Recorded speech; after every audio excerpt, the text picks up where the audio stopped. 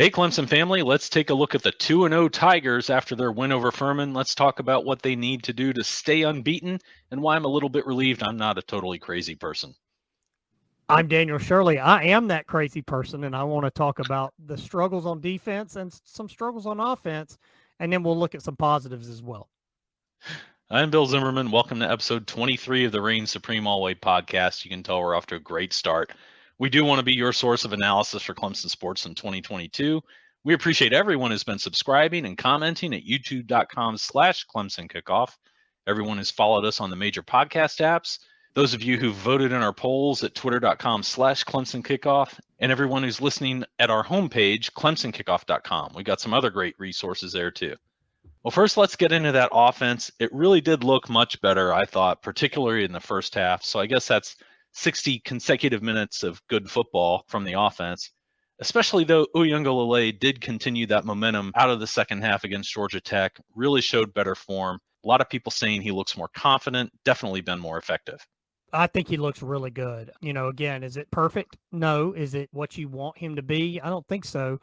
But Bill, I saw tonight that his quarterback rating from that game Saturday was better than that Notre Dame game from a few years ago. And that's the game that everybody goes to and talks about when they wonder, well, where's DJ? And well, okay, he was pretty good on Saturday. I know I texted you at one point, 5 DJ drives, 5 touchdowns. Maybe I jinxed that because I don't think they scored again after that. But I really thought he looked efficient and did so with the running game lacking a little bit or a lot, however you want to look at it. And I thought he threw the ball really well. There were, again, a couple of throws that weren't on target, but there were a couple that were on target that the receivers didn't make the play. So his stats look pretty good, and they could have been even better if he gets a little help from his receivers. So I thought it was a good start. Again, a second good start for DJ, and he seems to be getting better as the season goes along, even though it's been a small sample size so far. Here's a quote from DJ himself after the game, courtesy of TigerNet.com. Yeah, I definitely felt more control of the game. Felt comfortable back there. I think that was the biggest thing. I felt like I was just playing out there, just having fun. Felt comfortable throwing the rock. I got into a rhythm and just kept rolling. You can hear that full interview with DJ Uyunglele at TigerNet.com, as well as their YouTube channel. So pretty balanced through the first two games. 69 passing attempts, 68 rushing attempts against Georgia Tech and Furman combined. Pretty typical of the balance that head coach Dabo Swinney seems to insist upon from his offensive coordinators, no matter who they are. I think so. Look, and here's the thing about balance. It's not that you want to run it X number of times or throw it X number of times. It's that if a team tries to take that away from you, you can do the other. And the thing that concerns me a little bit right now is the running game doesn't look great. Why is that? Is the offensive line still trying to come together? That might be, but there don't seem to be a lot of spots for the running backs to get through the line of scrimmage right now. So that is a big thing for me. I know we've talked about DJ a lot. Everybody wanted Cade to start after game one and one drive in his college career. And I think Cade Clement's going to be a really good player. But the quarterbacks I saw play Saturday, there's no doubt who the starter is. But he has to have some help with the running game. There has to be the ability to lean on that and not put everything on DJ's shoulders if this offense is going to continue to improve. You hope he continues to look more comfortable out there. He certainly did look more comfortable Saturday, but you would hope that would be the case against a team like Furman, an FCS team coming in. Hopefully that'll also be the case against Louisiana Tech. Now, before kickoff, I had tweeted out, actually replying to former Tigers running back Darian Rencher, a few keys to the game that I anticipated that I was going to be looking for at the very least. Those three things that I mentioned were limiting those communication errors that Dabo Swinney had mentioned after the Georgia Tech game. I talked about improved tackling, making sure they don't waste yards, and then to make sure that they continued full effort, that they didn't take this opponent lightly or let the level of this opponent dictate their level of executing. But nothing shows a need for more work defensively than the fact that they allowed 10 out of 18 third downs to be converted by an FCS opponent. The third down conversions were terrible, and a lot of those were on screens, and they've struggled against screens against Tech. They struggled really badly Saturday with screens. And, Dabo Swinney talked about that. He said the execution was not great on defense, and that showed up throughout the game. And it wasn't just at the end of the game when they had the freshmen and and the new guys in there. And I commented to somebody in the press box that they had 11 players in there who did not start the game on defense at the end of the game. But it wasn't just those guys. It was the starters. They couldn't get off the field on third down. Like you said, 10 of 18. They were over aggressive on screen plays. And it was almost like Furman was baiting them into, come get us, and then we're going to drop this screen pass right behind you. And Bill, that has to get fixed. If I'm an NC State offensive coach or Wake Forest or Miami or one of those schools, I am watching that and saying, okay, they're undisciplined and they're out of their lanes and they're not fundamentally sound, and that is going to be a problem. Yeah, it's clear that it comes from playing far too aggressively. They seem to just try to storm through the line of scrimmage and then win by creating sheer disruption in the backfield. But like you said, that left massive vacant gaps that have been exploited in the first two games, and certainly by Furman. I'd hoped they'd learn their lesson after week one. Clearly they did not. And I noticed at one point in the first quarter, I texted you that the entire starting D line had been put on the bench in favor of reserves. Even that didn't get a response.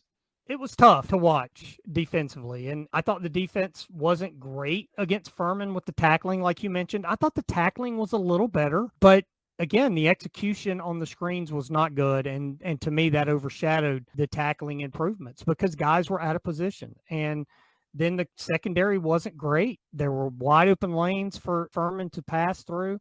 31 of 40, Bill. Think of that. That's what Tyler Huff did in this game. Threw for 259 yards.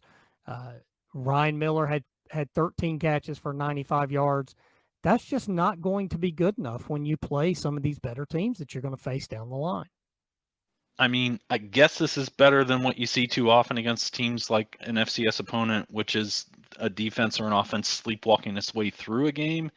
Maybe it's better that they're out there. I don't know if they're trying to create hype video highlight plays, but definitely they're being too aggressive. They're abandoning their assignments. That perception was at least in part confirmed by defensive coordinator Wes Goodwin after the game.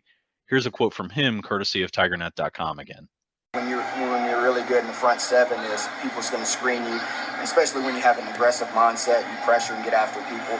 You know, screens are always how people slow you down and stuff. A couple of those calls, we just got overly aggressive, got up the field too far, and couldn't react back in time.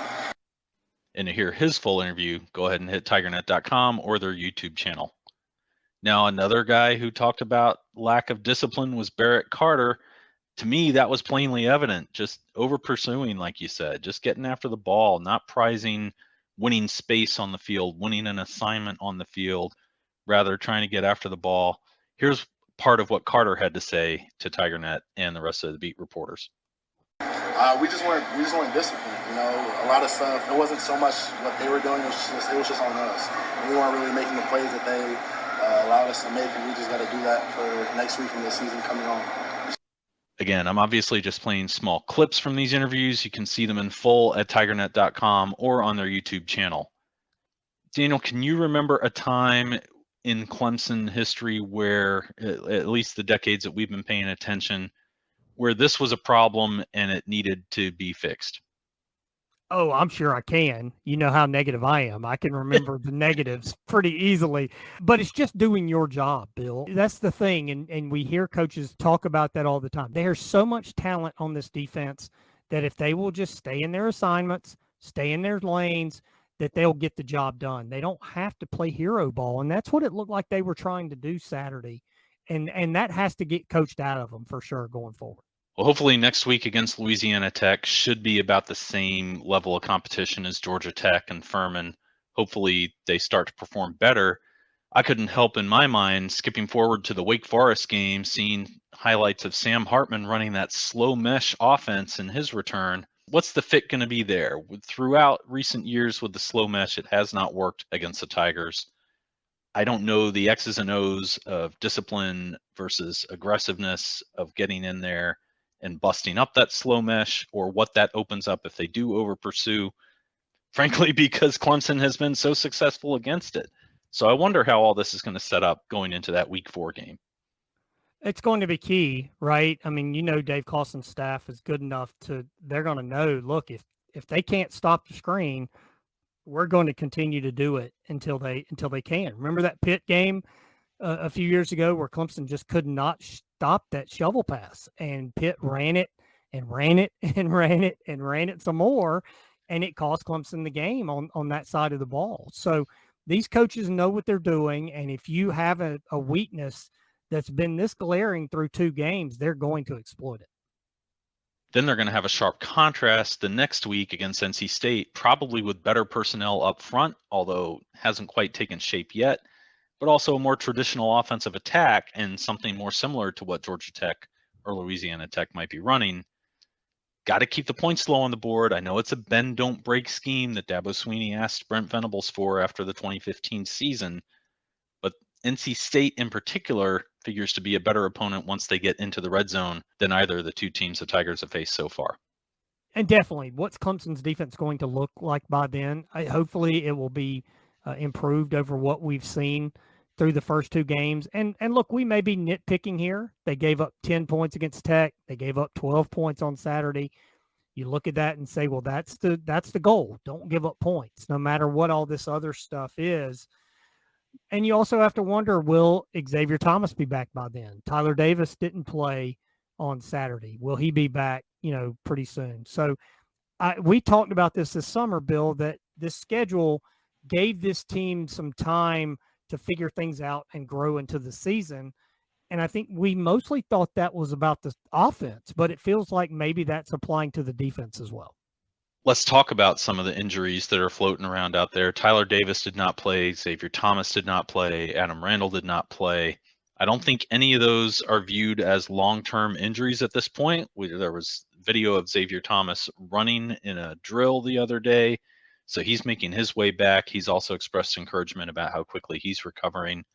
Don't know what the issue is with Tyler Davis. He did not play against Furman. He only had the 3rd most snaps against Georgia Tech. I have not heard anything about what his injury is. You hope that it's not serious, though, that he'll be ready for Wake Forest. He's a definite unsung difference maker down in the trenches for them.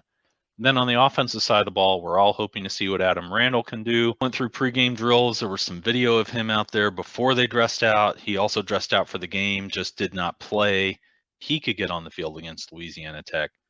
So there's more guys coming. There's a little bit of hope for fresh blood, maybe perking things up compared to what we've seen so far once we get into the more serious games on the schedule.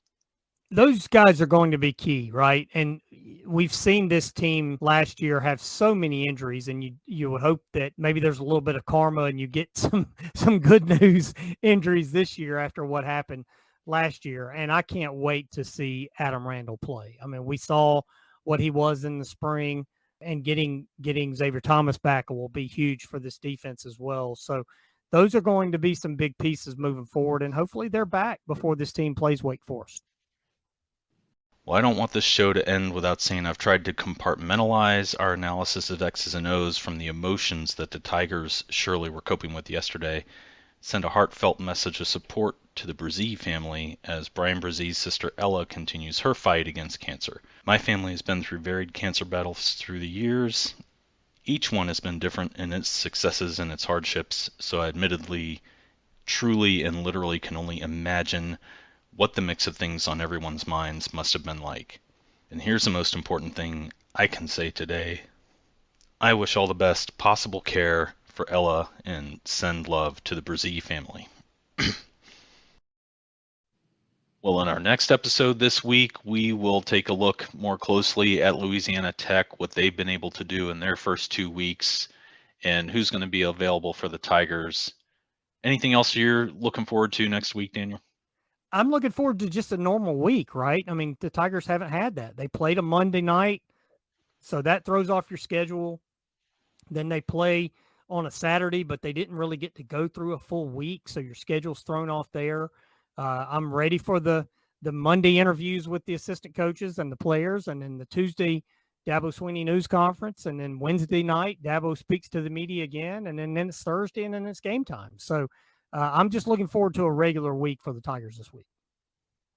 There you go. We'll bring you clips of those interviews as we can, and we want to be your source for analysis of the Tigers all season long.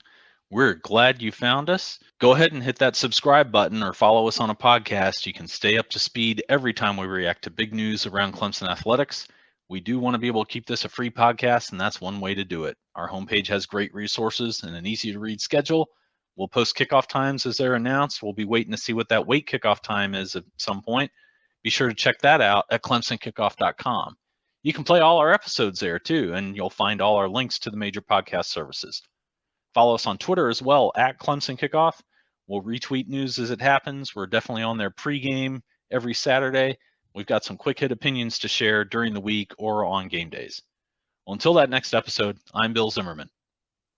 I'm Daniel Shirley. Go Tigers.